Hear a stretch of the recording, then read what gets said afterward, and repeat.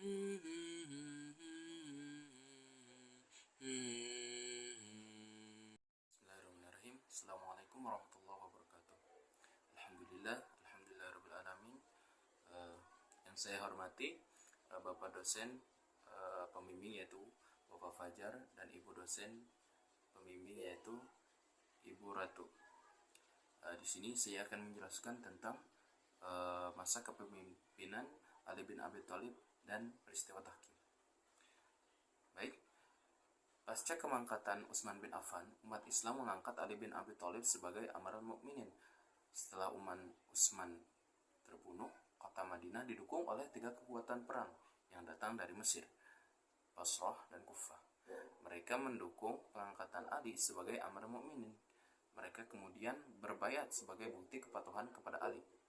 Baiat dilakukan di Masjid Nabawi. Ali mewarisi kepemimpinan umat Islam yang telah diambang perpecahan. Dia bermaksud menghapus sumber kebencian umat Islam, warisan pemerintahan Utsman bin Affan. Pejabat-pejabat Umayyah mendapat fasilitas dan kemudian pada masa kepemimpinan Utsman segera diberhentikan oleh Ali.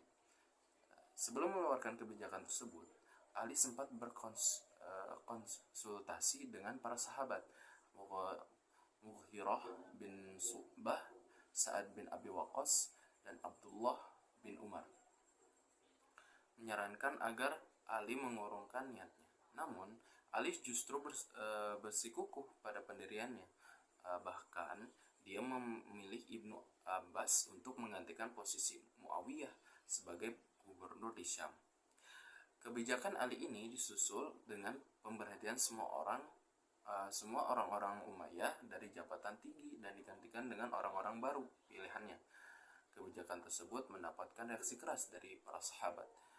Reaksi yang paling keras datang dari orang-orang Muawiyah yang secara mendadak tanpa alasan yang kuat tetapi diberhentikan sebagai pejabat tinggi.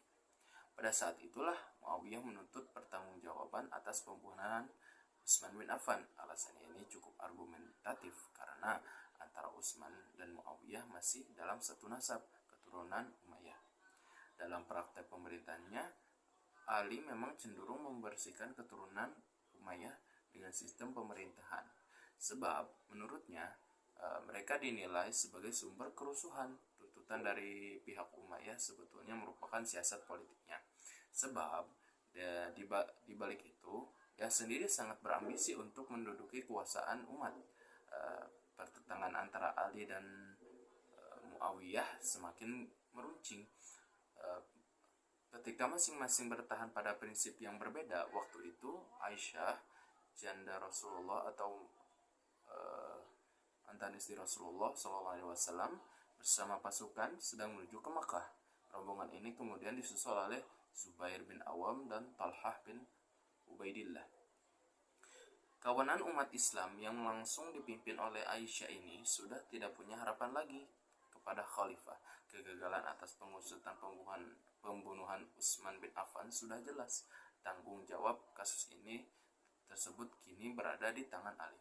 Kelompok ini kemudian mempengaruhi beberapa kabilah Arab untuk bergabung melawan Amr al-Mu'minin. Perlu dicatat bahwa perlawanan ini sama sekali tidak memiliki tendensi politik apapun. Apabila untuk berkoalisi dengan kelompok Muawiyah yang memang berambisi atas kursi kekuasaan, perseteruan pihak Ali dengan pihak Aisyah ini melahirkan perang yang dalam sejarah ini Islam lebih dikenal dengan perang Onta. Meskipun jumlah tentara lebih banyak di pihak Aisyah, namun strategi perang lebih dikuasai pihak Ali. Tentu bisa dibaca bahwa perang Onta itu dimenangkan oleh pihak Ali. Setelah perang Onta berakhir, Aisyah menarik diri dari kekuasaan politik umat dan kembali ke Madinah al-Munawwarah. Perselisihan antara Ali dan Muawiyah mencapai puncaknya ketika pecah perang Siffin pada tahun 37 Hijriah atau 658 Masehi. Korban dari pihak Ali mencapai 35.000 orang, sedangkan dari pihak Muawiyah mencapai 45.000 orang. Kekalahan Muawiyah sudah di depan mata, tetapi berkat kecerdikan Amr bin As, kedua belah pihak bertahkim. Ali yang tahu siasat licik tersebut memberitakan pasukan untuk terus menyerang musuh. Akan tetapi sebagian pasukan Ali justru menjadi bimbang dan menerima ajakan bertahkim. Pihak Muawiyah yang sudah diambang kekalahan berhasil menang secara politik karena sebagian pasukan Ali menerima tahkim.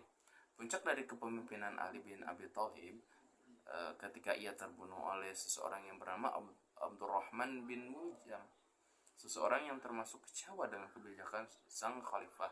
Ali wafat pada tanggal 12 Ramadan tahun 40 Hijriah atau 661 Masehi. Ia merupakan seorang dari keempat sahabat yang memimpin pemerintahan. Berikut yaitu peristiwa tahkim. Peristiwa tahkim atau disebut arbitrase adalah sebuah istilah untuk sebuah kejadian sejarah yang berhubungan dengan perang Siffin.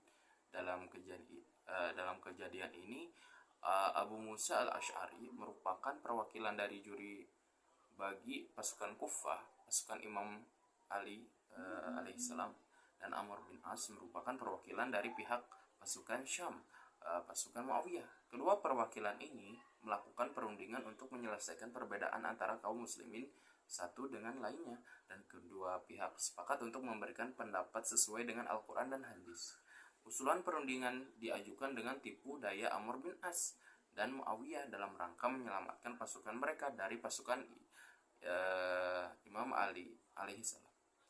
Sebenarnya Ali alaihissalam dari awal sudah menentang perundingan ini. Pasukan Syam ketika melihat mereka mulai terdesak dan hampir mengalami kekalahan, mereka menancapkan Al-Quran di ujung tombak dan meneriaki syiar-syiar bahwa hendaklah Al-Quran harus menjadi hakim bagi kedua pihak.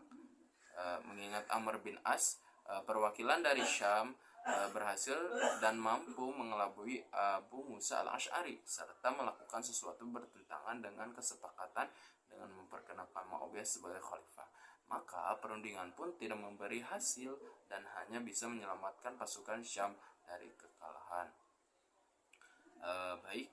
Hanya itu yang dapat saya sampaikan, dan ilmu ini semoga bermanfaat kepada siapa saja yang mendengarkannya. Terima kasih. Mohon maaf atas segalanya. Wassalamualaikum warahmatullahi wabarakatuh.